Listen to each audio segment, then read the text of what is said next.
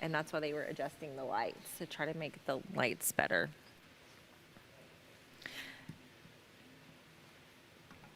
I did order some furniture that's supposed to be delivered today between 11:45 and 2:45.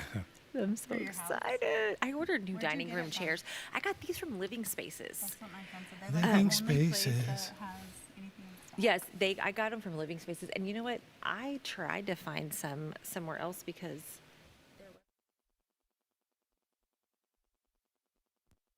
Coming like a storm. I got my sword and my shield. Victory in my bones. A warrior never kneels. 'Cause I'm a gladiator and a shaker. Headed to the top 'cause I'm a groundbreaker. I'm gonna fight 'cause that's what I'm made for. I'm a gladiator. A gladiator. A gladiator. A gladiator, a gladiator. I'm gonna fight 'cause I'm a gladiator.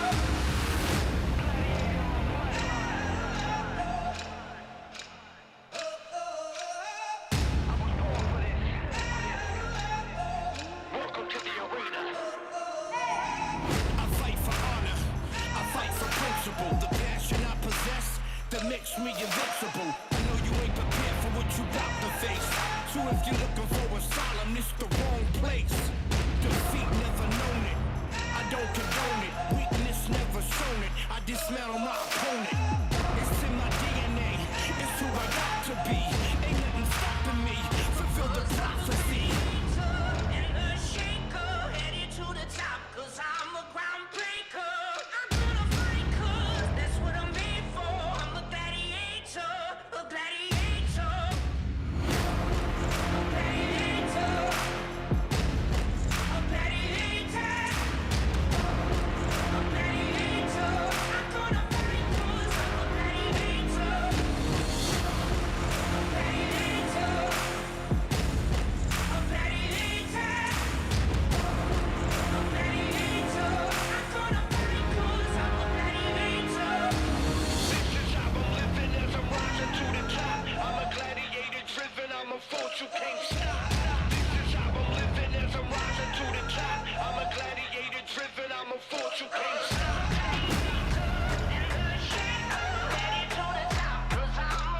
Force you can't stop. afternoon. You know, we are in our 21st Century Church series, and one of the most important things is making sure that we take that Sunday message and we carry that over into real conversations and real connections with people.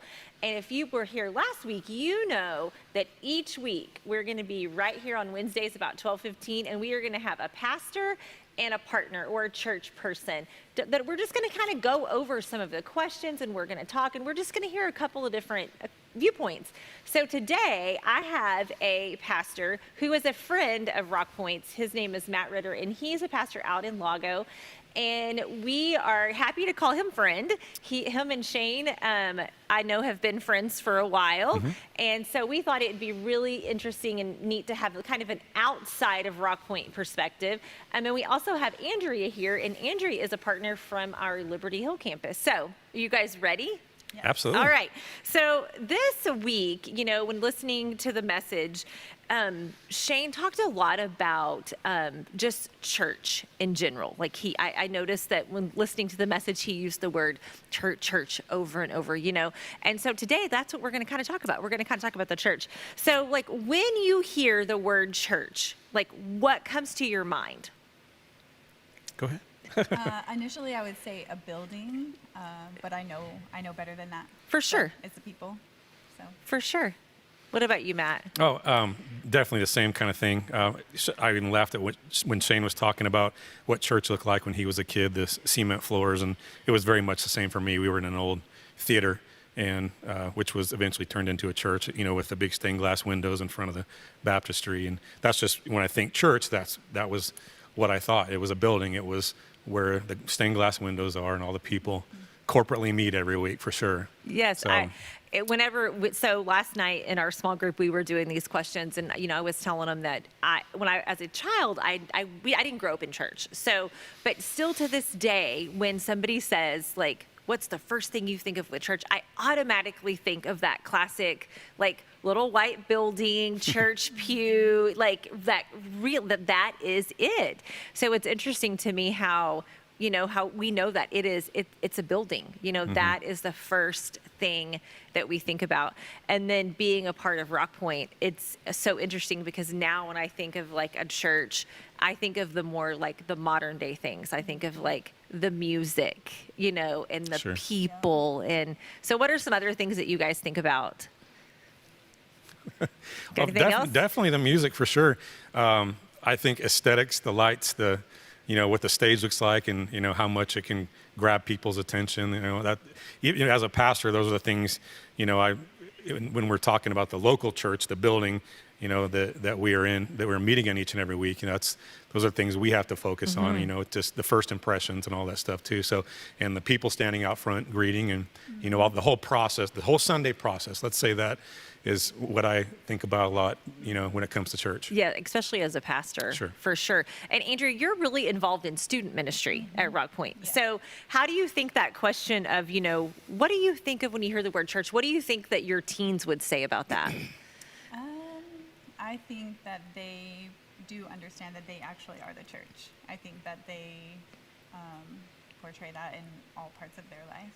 So I think that they don't think of the church as a building. I mean, we are all involved in the community. They're all involved in all of their things. So, but for them, Wednesday night is church for them. See, and I love that. I love that. But I think that's the like the benefit that we have here is raising up that next generation to like believe and understand that they are the church. Yeah. Mm-hmm. But because we're older, we've been around church a little bit longer. What? I know what. Older. But because as you go through that, what are some of the things you think repel people from Christians and the church? Oh man, let me get my phone out. Yeah. Gosh. Go ahead. I'm sorry, I didn't mean to interrupt. I literally bring this up almost every Sunday at church when we talk about anything I bring up about how people look at Christians or all the arguments and disunity in the world right now. And I always want to say like social media, because we, years ago, we didn't know everyone else's opinions in the world, but now we do. Now we can see everybody's opinions, what they think about everything politically, socially. And I think a lot of times that's one of the biggest turnoffs for churches or for Christians in general is they see this person as a Christian. They have it right there in their bio, but then listen to the way they spout off about, Right. politics or, like I said, social issues, one of the major ones. So a lot of times it can just be those judgmental opinions and that really turn people off, especially in today's social media world. That's my biggest thought for sure. For sure. And like the hypocrisy of it all, of like your actions don't match up with how you're supposed to be. And the judgmental part, the condemnation part, just the lack of love, so to say. People miss that, I think. So my daughter's boyfriend is not a believer, and she's tried to explain to him like about Christianity, and he's like, that's not what I think it is, because that's not what is portrayed out there. So. So do you think that those people, like we'll say the people that are on the outside looking in at Christians and at the church, do you think that their assessments are fair with what they see? Sometimes, for sure, because we're human. We're not perfect, so. Yeah, I would say the overall assessment isn't fair. I think when one person spouts off, like one big Christian leader spouts off about something, why the nation's broken or why 9/11 happened, and they try to speak for all of us, and I think sometimes there is that assessment that, wow, all Christians are like this. They're all judgmental, horrible, hateful people. And I think, and for the most part, we're really not. If you come to most churches, you'll see that, people are loving, they are accepting, they are welcoming. We just get, unfortunately, one person sometimes can kind of ruin, one bad apple can ruin the whole bunch feel sometimes. So I think when they look at specific situations, their assessment is fair. But overall, I wouldn't say, for the most part, I think most of the Christians I've ever met are good, loving, welcoming people. So hard to tell Yeah. what people think sometimes, for sure. I think that when you put the rules to it and you say you're a Christian, you got to act like this, you got to do this, you got to do this. And then when we fail to meet that as in our brokenness, then it sets those other people up to be like, hey, well, whatever, like you're not living up to your own Christianity. So. When I think when people like from the outside are looking in, I think it's a lot of what you're saying is that those people that are spewing that hate, it is their brokenness. Right. And that's what happens is you get a whole system of beliefs about Christians from like one or two people that not everybody feels the same way, Right. and so it can give Christians in the church a bad name. Do you think that churches have to work hard to overcome that? I think sometimes we do have to be a little extra intentional, and that's what anyone that I've ever talked to online or in person, what I tell them, well, that's not who we are. Why don't you come see for yourself? So I think that's the more intentional is like, I know you saw that online. I know you saw, you listened to somebody say this, or you saw somebody say this, but that's not us. Please come on a Sunday and we'll show you that's not who we are. Yeah. I don't really technically think there's, we all get in this meeting. All right, guys, I want you to be extra friendly today. Put on those extra smiles, extra makeup and hair. Let's be extra today. No, but I think we just have to be sure that people, go out of our way to be sure that when they do see that to let them know that's really not who we are. Please trust me and know. So. Yeah. So even like outside of being in the church building, being an example on Sunday or whatever, how I live my life is the biggest testament to who, like that's how I love people. That's going to show them. So I'm always and I don't always get it right, but it's always on my mind. Like people are watching me. How am I treating people? The unbelievers in my life, like what does my life show them about who God is? And what a Christian really is. Like, what does love look like coming from me, because I am the church, part of the church. And So- that's what they're going to see Right. on a daily basis. Right. So during the message, Shane said, many of the things people resist about the church are the things the church should resist. Have you ever felt rejected or unloved by a church? Well, I've grown up. That's that cliche. I was born in Saturday in church on Sunday. My mom was piano player. Dad was guitar and bass player. So I grew up in church, literally to this day. And for the last 20 years, I've been on church staffs. 21 years now. And so, as a leader, I've definitely felt that more as a congregant, and that sounds weird, but I think once you get into the politics of sometimes that happen in churches and the meetings and the board meetings and all that stuff, you start to, even as a leader that you're trying to lead this way, somebody doesn't like it, so you do feel that rejection, But as a kid, as a teenager, before we got married, I don't recall ever feeling that way, and it just maybe because it was a different time, way back when they had covered wagons and horses, back in the old in the days. 90s, in the 90s. Yeah. So I didn't feel a lot of rejection from my church. Of course, there were some of the older ones that didn't like kids wearing shorts and tank tops, or girls' skirts were too short or something like that. And I think that's a lot of time the only thing we experienced. But again, everything else in the world, we just didn't know anybody's thoughts and opinions about the news. true. And I always come back to that, and I apologize. But, for what I see, what breaks so much unity in the world today is just that kind of stuff. But, just like I said, a different time. It could have been just that. But nowadays, it's a whole different world, I believe. So. What about you, Andrea? Have you ever felt that rejection or unloved by the church? Yeah, well, I didn't grow up in church, so like I was 24 whenever I got saved, and I've always gravitated towards leadership roles, and so I would agree that, in those roles, there's a lot of times, in my spiritual immaturity, that I would not have been able to believe the best. I know that's a big thing here at Rock Point, like we need to believe the best in others.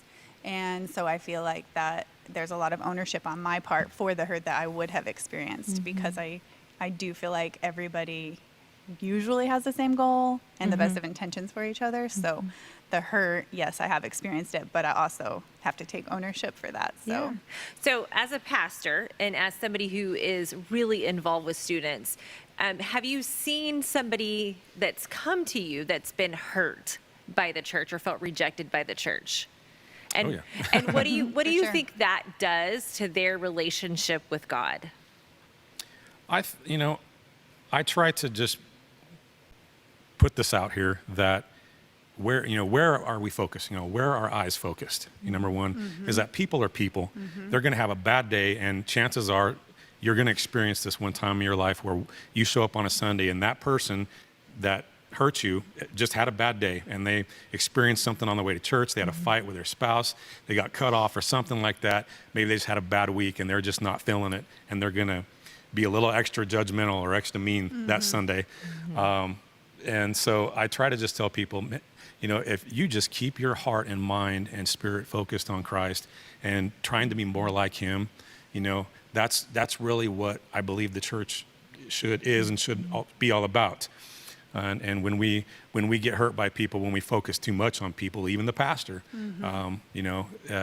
we're kind of getting our eyes off where we should be as becoming disciples of Christ, for sure. So that's what I try to tell people, and as a pastor, I don't mind even getting the information on who it was that that hurt them and having a conversation if that person's okay with that as well. Because unity is huge for me. It's unity for every pastor. Yeah. Unity is huge in the church, and when things like that happen, that's what breaks it. And so we want to do our best to mend that brokenness, and so sometimes we step in, sometimes we have others step in and help fix that. But where are your eyes? Where's your heart? What's your focus on? Is it man or is it Christ? Yeah. So. Yeah, like definitely with the kids, keep your eyes on God. But I always encourage them to go to each other. They have conflict with each other. They have conflict with a leader. Like, let's try to work it out. I feel like communication is like the key to resolving anything that's going to hurt you. You don't communicate it, you're going to keep hurting. And all the things that are left kind of unsaid, if everyone's believing the best in each other and everyone thinks and understands that we have the best intentions for each other, then if we can talk about it, we don't have to agree. But I mean, it can resolve and eliminate so much hurt. So For sure. Very, very happy I took that conflict management course in college. So, that really helped. Absolutely. It comes out handy. It finally kicked in. So. So, do you tend to think of the church as an institution or a movement? And how do you think that influences the way that you think about and relate to God? Wow. That's a deep question. I look at how I grew up in a Pentecostal Church of God, which was very charismatic. And anytime you heard the word movement, it meant physical, people just speaking in tongues, interpretation, running the aisles, dancing, spinning, all that kind of stuff. If you've ever been to a very charismatic church, you know what I'm talking about. So that to me was a movement, or the revival, when you heard that word revival. So what was the other word? Institution or movement. And I would love to see it as kind of a fusion of both, in some senses, because it is a place we all gather. It is a place we come to worship God together. And when you think of movement, you think of forward, not backward, where sometimes we can get stuck in how church used to be, or the way it used to be, or brother so-and-so used to do it this way, And I think with movements, you think forward, and you think of us moving forward and always being relevant and having a message that is relevant to the world, And so I would love to see it as a fusion of both. I think depending on what church you're in, I think that it's probably a different opinion from everybody. My church feels more like an institution, or mine feels more like a movement, because we're always doing great stuff. But I'd rather be on the side of movement for sure, more than just an institution where you almost think of institutions as like asylums, or hospital. a place where people come and they're stuck. You're stuck. Yeah, you're locked down. You're stuck, and you're just going to stay there until we tell you what to do. Whereas the movement's sounds exciting. Sounds like there's excitement there. For sure. I would love to see it that for sure. Yeah. Yeah, I mean, we definitely need a place to gather, right? So I guess it doesn't have to be the same place all the time or whatever.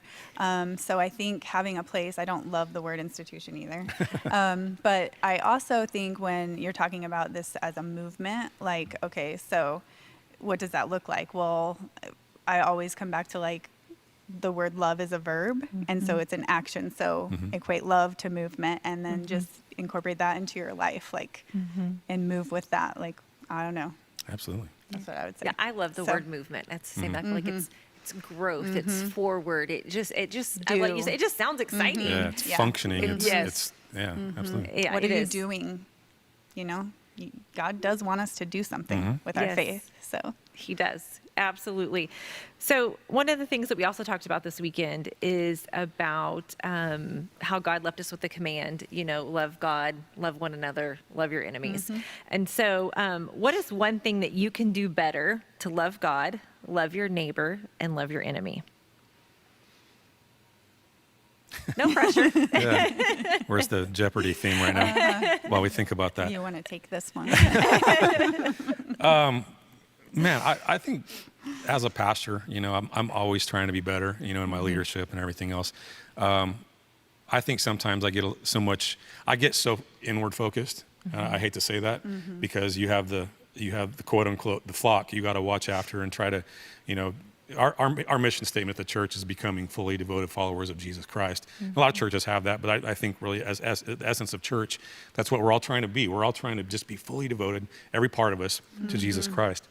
And so as a pastor, I'm always so focused on what I'm going to teach them about that, or what I'm going to teach this Sunday, or how I'm going to do this, or I got all these things I need to focus on, that a lot of times I'm really not as outward focused as I should be, as we all should be as Christ followers, for sure. And so that's something I wish I would like to see better from me, just having the opportunity to get out more, get out behind the walls of the building and meet the teachers, meet the the workers at the grocery store, and I'm always super talkative when I'm there, for sure. But if I could do more of that, if I could just show, again, get that stigma off of people's minds that Christians are hateful, judgmental people. That's I'd really like to work more towards that, for sure, online or offline.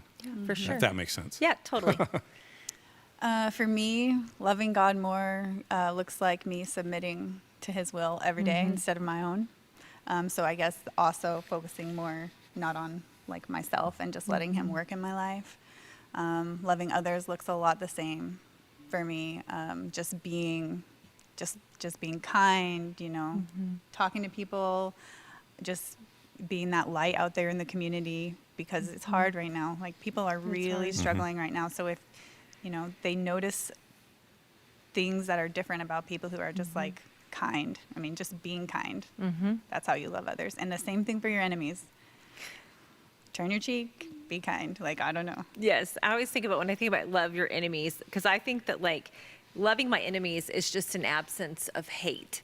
But then, for me, I had to like learn, it's what you guys said, that love is a verb. And Right. it means that there has to be some action behind that. It doesn't just mean, just don't hate them, And so it's definitely, there's definitely a growth point in there. Well, especially when Pastor Shane brought up that point about, Jesus didn't just tell them to do it. I mean, he sat at their feet with a bowl of water and a towel, and he served. Yep. It really is. That to me, as Christians, that is the essence of putting love into action, is serving others, and in every way we can. Right, because Right. Jesus did what they weren't willing to do. Yep. So Absolutely. I think it goes back for us to do what others are not willing to do. So I think that's probably still a shocking Yes. message to Yeah. people today. absolutely. Just like Peter was like, hey, no, you ain't washing my feet. You're Jesus. I'm just Peter the fisherman. What are you doing?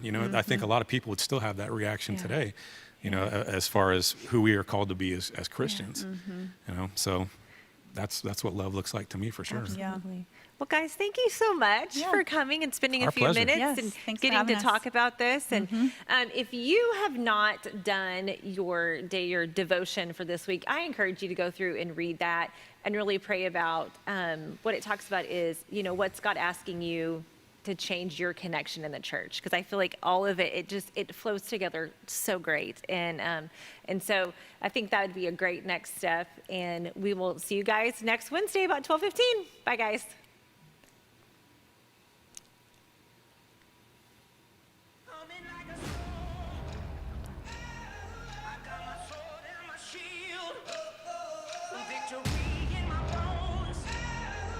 warrior never kneels. 'Cause I'm a gladiator and a shaker, headed to the top. 'Cause I'm a groundbreaker. I'm gonna fight 'cause that's what I'm made for. I'm a gladiator, a gladiator, a gladiator, a gladiator, a gladiator. I'm gonna fight 'cause I'm a gladiator.